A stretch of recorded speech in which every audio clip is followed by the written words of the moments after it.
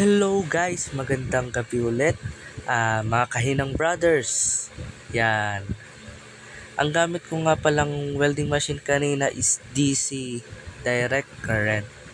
Which means maganda yung bigay ng kuryente ng machine. At dito naman is AC, all alternative current. Yan. Kung hindi maganda ang templada mo sa welding machine na to, maaring dikit lang ng dikit. Yan, medyo nahirapan nga akong itap yung aking plate bar dyan, pero natap ko naman kahit paano. Yan guys, mapapansin nyo, nagdalawang ulit ako dyan. Yan guys. Yan, at matibay na yan. At dito na nga guys ang medyo nangyari sa akin na hindi maganda, kasi dito talagang susubukin yung pasensya mo. Ayan guys, so pag ilang ting painit ako, scratch ng scratch, ayaw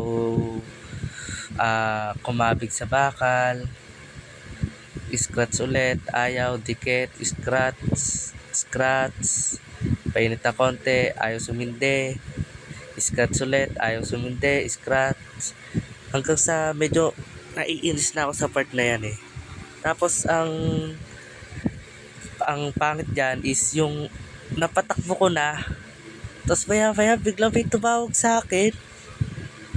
Ay, grabe guys, ganda na ng takbo eh. Kumbaga sa takbo ng karera eh, medyo nauunan eh. Medyo nauunan na, ayan na, nadadali ko na, ayan na, nadali na nga, natsyempuhan ko na rin, ayan. At maya ang ganda na ng tirada ko dyan, oh. Boom. Biglang tinawag ba naman ako? Pero sa part na yun guys, ay dinilit ko na yung clip na yun. At dito ay dumating na naman ang delubyo. Sa pag-scratch ko ay medyo natagalan ako. Pansin nyo, pinas forward ko na yan para medyo mabilis ang takbuhan. Ayan guys. Yan, dapat yung hagod ay dahan-dahan lang hanggang sa nakuha ko ulit at tumatakbo na naman siya. Yan, at sa part na yan ay nagtuloy-tuloy na. Hay, salamat naman. At ikakat ko na nga, ito na ang resulta. Yun na nga guys, kahit medyo nahirapan ako sa paghihinang gamit ang AC, medyo okay naman ang resulta. Kaso mali pa rin, dapat ay wash bed. Ayun lang. Salamat guys sa panonood. Train more.